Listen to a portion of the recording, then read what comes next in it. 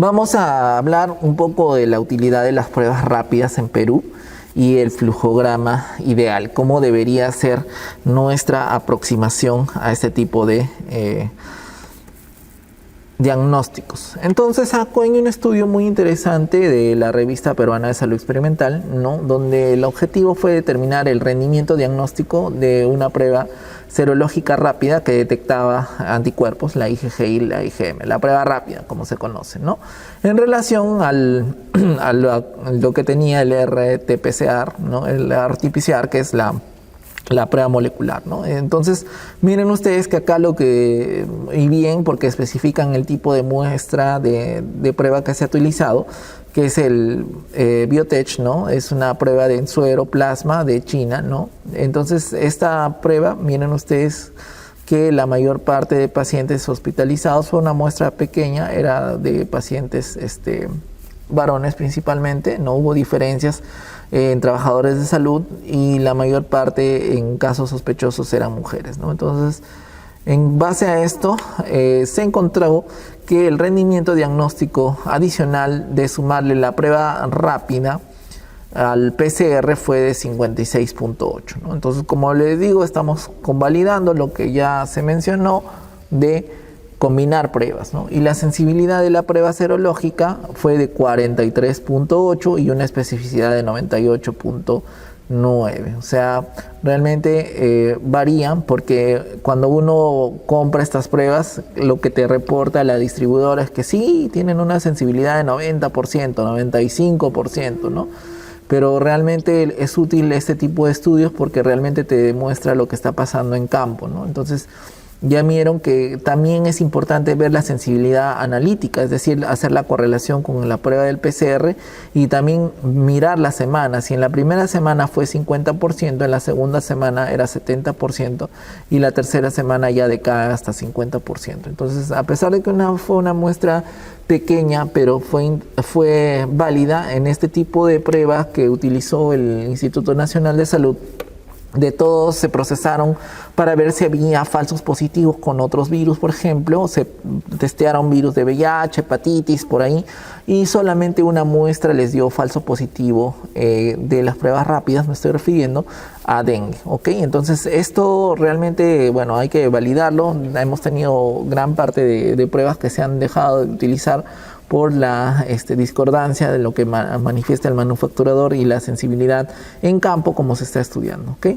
Para hacerlo más específico, acá miren ustedes que también hay correlación entre lo que son, por ejemplo, una prueba positiva, pero en pacientes hospitalizados, 2 de ellos nos dieron prueba rápida negativa. Entonces es importante no solamente ver esto, sino por qué pasa, sino también en qué semana de enfermedad se está tratando. Y en trabajadores de salud que fueron positivos de PCR, una prueba rápida fue negativa. Como les digo, hacer correlación es importante para determinar estos puntos de corte, ¿no? Entonces, eso es la sensibilidad analítica, 40% con la prueba rápida de Perú, y especificidad mucho más alta, 90%. ¿Quisiéramos tener pruebas más rápidas? Sí, y mucho mejores, con mejor sensibilidad, sí, perfecto.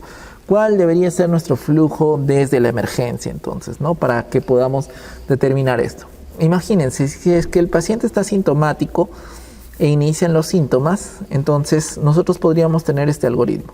Si son menos de 5 días, lo que vamos a necesitar es que el paciente deje una muestra de suero, de plasma en simultáneo para no estar pinchándolo nuevamente y a la vez también poder procesar. Obviamente el VAL es una muestra soñada, no lo vamos a tener, y la secreción nasofaringea y esputo van para PCR. O sea, el método ideal debería ser procesar nasofaringeo y esputo. Acuérdense que puede haber buena correlación incluso hasta con saliva en menos de 5 días y ir guardando la prueba. Entonces, tú le tienes que decir al laboratorio de microbiología, hazme el diagnóstico de COVID, ¿no? Debería funcionar así, porque ellos deberían implementar estas pruebas, esta estrategia en los hospitales de hacer combinación de pruebas, ¿no? Entonces, perfecto, procesamos el RT-PCR, ¿no?, la prueba en tiempo real. Si es positivo, nos da el diagnóstico de COVID, y si es negativo, podríamos pasar con esta muestra de suero y plasma que ya obtuvimos, hacerle el ELISA o la quimioluminiscencia, ¿no? Que te va a detectar estos anticuerpos de una manera cuantitativa. Entonces ya tienes una primera muestra. Si sale positiva esta muestra, ya puedes tener diagnóstico de COVID.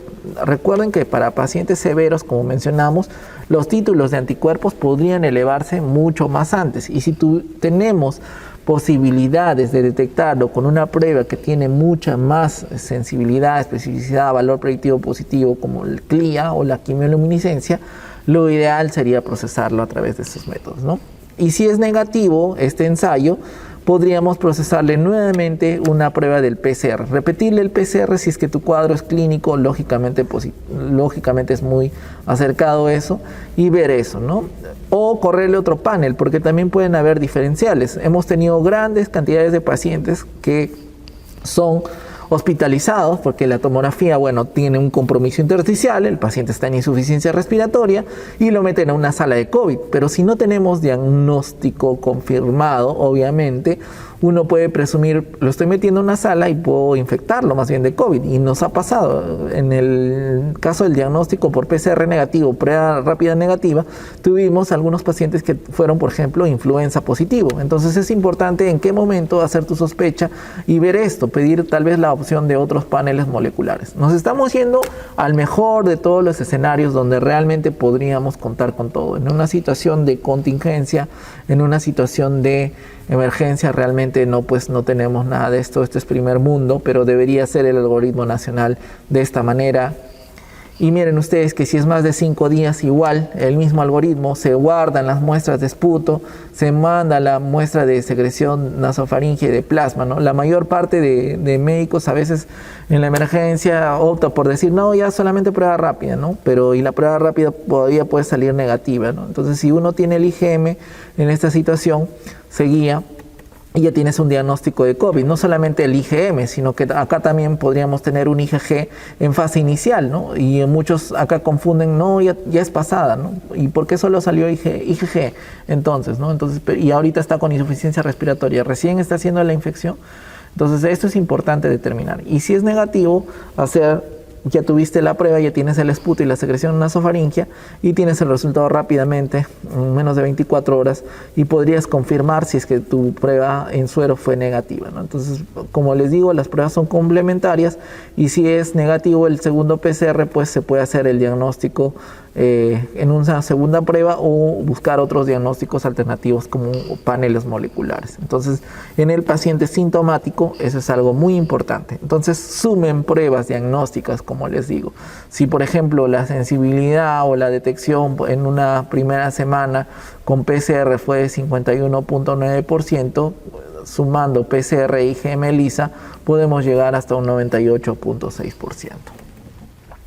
Para su práctica privada, ¿no? Esto es una calculadora muy interesante que habla acerca del valor predictivo positivo, la prevalencia y la sensibilidad de la prueba.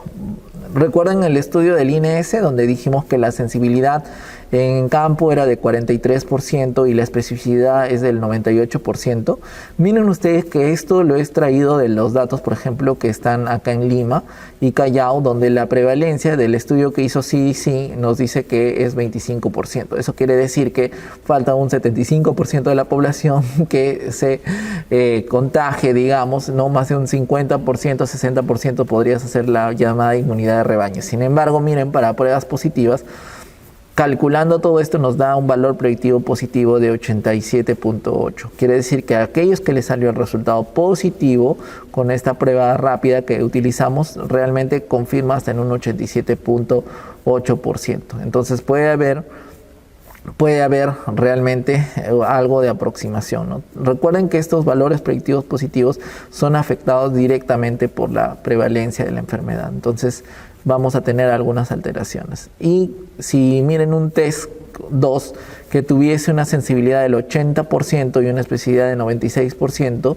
aún así tenga una sensibilidad y especificidad alta, con esta prevalencia el valor predictivo positivo sería muy cercano, ¿no?, al valor que estamos encontrando acá. Entonces importa mucho la prevalencia de la enfermedad, nos interesa bastante y vean ustedes que se puede acercar. Pero cuando uno combina, ¿no?, ambos test, es decir, podrías combinar en el diagnóstico una prueba molecular más una prueba en este caso para el test 1, test 2, el rendimiento va a ser mucho mayor, como les decía, 99.3. Estos datos es una aplicación que se baja directamente, ahí tienen el link para que puedan hacer su juego con cómo se modifica, y de paso repasan un poco de salud pública. Okay. Lo que hacemos entonces, finalmente, ¿qué es lo que estamos haciendo?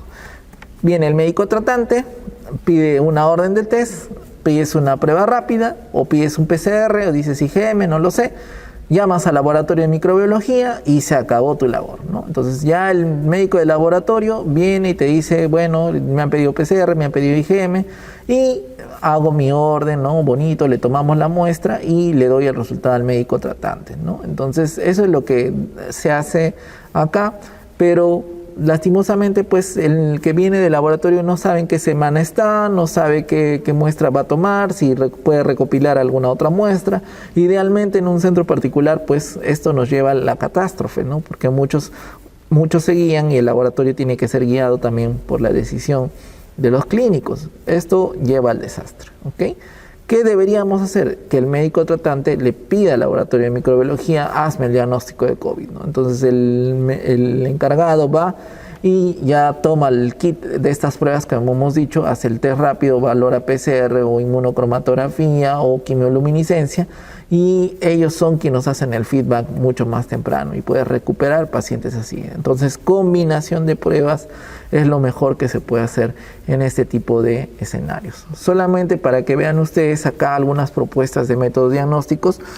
Esto es un resumen de lo que fue algún curso de actualización de EPICA en Cayetano Heredia hace poco, donde se están probando la sensibilidad en un solo paso de la detección de RNA derivados por isotérmicos, ¿no? Entonces, acá se hacen termociclados en específico, se miden con otros primers, se buscan este tipo de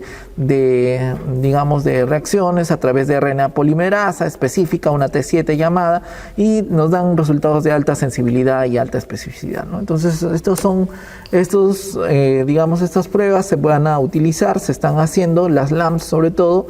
Miren ustedes también, acá tienen una prueba que utiliza otro tipo de cebadores, ¿no? Recombinasa, proteína SSB, polimerasa, y tienen mucha, ya no solo la sensibilidad, sino también especificidad analítica, ¿no? Entonces se compara acá un Quick PCR con un Lateral Flow, por ejemplo, ¿no? Para ver este tipo de resultados. Son proyectos que se están utilizando, pero que son de todas maneras muy útiles que los conozcan. Entonces,